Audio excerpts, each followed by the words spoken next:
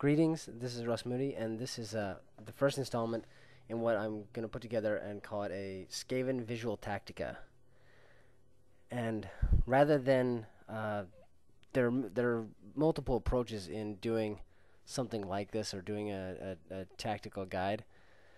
And rather than going through like each Skaven unit and its possible uses, which I think it would be one way, or doing, breaking down like certain types and doing infantry versus cavalry choices, monstrous infantry, monsters. So what I'm going to do here instead is actually I've broken it down into several different principles, and as we go through this, and each of these videos is going to be meant to highlight a principle. And the idea is that you take the principle and apply it and mess around with it and just make it work in any way you want. Alright, so the first principle that I'm going to focus on for the visual tactica, and this is under the major subsetting of attrition, but the first principle that I'm going to talk about is I'm going to refer to it as the suicide principle in dealing with Skaven and Skaven units. The Skaven units that are going to be involved in this is we're talking about slaves, giant rats, plague sensor bearers, warlock engineers, and what I term a suicidal seer. And I'm going to go through and what I've done is I've got some pictures here, and I'm going to go through them and show kind of the what I would term is the principle of applying the principle of suicide as a Skaven player. So the first picture, what I've got here is, you'll see I've got a unit of giant rats with some pack masters. Then I've got 50 slaves, and in the front there is a warlock engineer, and he's got a doom rocket. And then next to that is a column of those are 6 globadiers.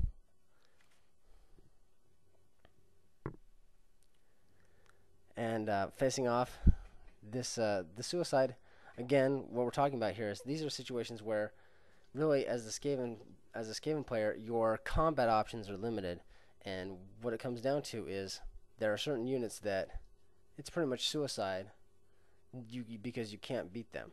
They will just kill you, and it's a matter of just how quickly they kill you. And so what I've got here is a group of long beards with great weapons. Is a picture of 40 of them.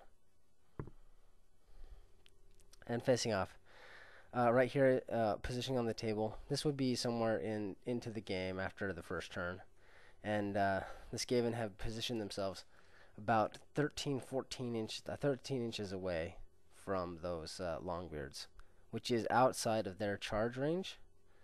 And this is pretty much assuming that the Skaven player is pretty much going to move, and you're going to move to within 13 inches if you can. Or if you're exactly 24 and you're taking the first turn, you're going to end up 14 because that's as fast as you can get there. But that's the idea, is you want to be about 13 inches away, because that's too long for the dwarf player to make that charge. They might actually pull off a long distance charge, and if that happens, you just kind of deal with it. But what's much more likely, 80-90% of the time at that range, is that it's going to result in a failed charge if they attempt it. So right here, now I mentioned you're about 14 inches away, and this is just showing the firing off of a doom rocket, which is what that warlock engineer is going to do. Is you approach within about 14 inches, 13 inches, and you fire off that doom rocket and roll 4 dice. You tend to get about 14, or hopefully maybe you'll get a little bit lower if you get a little bit less, or in this case, I actually rolled it out and I way overshot and ended up only killing about 3 of those guys. But again, this is about your best bet at this point, is to damage that unit so that it can't kill you as well. And so there you can see the results of that. And then again, like I said, they make a failed charge. And what you're going to do is, rather than now, even though you possibly are within a charge distance range, you're actually not going to charge in because it's slaves. You're not going to win the combat because, again, we're talking about suicide. So what you do here is you're just going to move that huge slave block up and position it so that it's in an ideal situation to absorb the charge. And you see I've positioned the poison wind globadiers so that they can't be charged and that they can't get sucked into the combat. And as you can see, this player, of course, at this point there's nothing they can do about it. They can either just stand there and stare at you, or they can charge in. And ideally, what they're going to do is they're going to charge in, because that's really their only option. Barring they have some really good magic spell that maybe could remove the unit, but even then they're going to cast that and they're still going to charge in. And there you see they charge in. And what I've got here with these globadiers is, globadiers, they're not a very good unit, but this is how you would use them if you were going to use them, is that these guys charge in, and you'll see now all those globadiers, they're all within 3 inches, which is their prime optimal range for shooting things. And they're going to take down some of those 14-point longbeards. So as you can see, that's actually probably the best use for them right now, because if you just kill, manage to kill a couple of them while these slaves are holding them up, the globadiers might actually make their points back.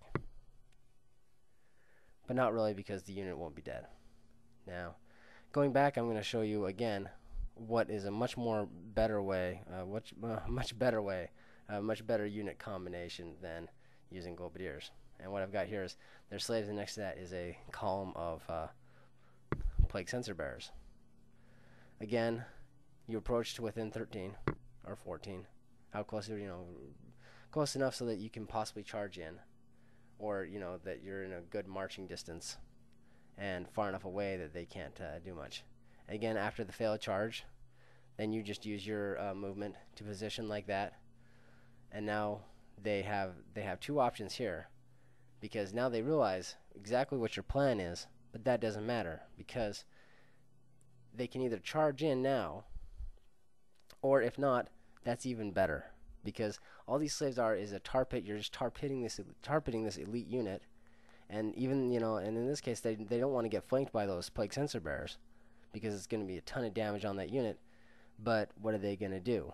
If they stand there, I've got a picture of the results of if they stand there.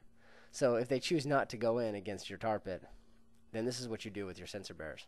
On your next turn, again, your slaves don't go in, and you just go right like that to the side, and now the option's even more clear for them. And this is actually how you would actually get in a flank charge, because then again they can either choose to engage your tar pit, try and turn to the skirmishers, which is even better, or they're just going to have to come in and charge on their turn and do the damage. So they charge in and they kill a lot, but not enough to break your steadfast, and you've got your general and BSB nearby, leadership 10 rerollable, you go nowhere. And you just kill a couple of them off, like maybe 2 here in this case. And then this is the result. After the plague sensor bearers charge in on the flank, they actually, this unit does enough damage that your sensor bearers are going to lose, most likely. Maybe not, maybe you won't lose combat. But again, either way, because of the damage that they did, you can see that, again, your slaves are still steadfast. They're still standing there. And even though your sensor bearers have run away, they're most likely going to rally, which is actually ideal for sensor bearers, because now that they can rally, you can send them in again and again get that +2 strength from those flails. So, and again, the entire principle here to remember is that of attrition.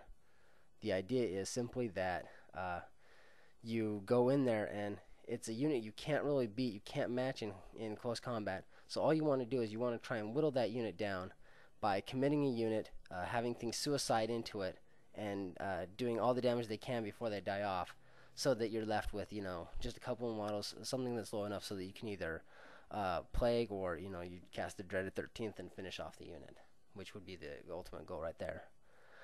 Again, this works again. This is really a good strategy for elites. And then another unit that Skaven can't really match in close combat is this. I've got a picture here of a big unit of heavy cavalry, and this is your Empire Knights, like Inner Circle, most likely would Boar Boys, especially if they got a big an upgrade and like a War Boss in there. Bretonian Lance formations, where you can't really compete with their fighting prowess, especially not the first turn.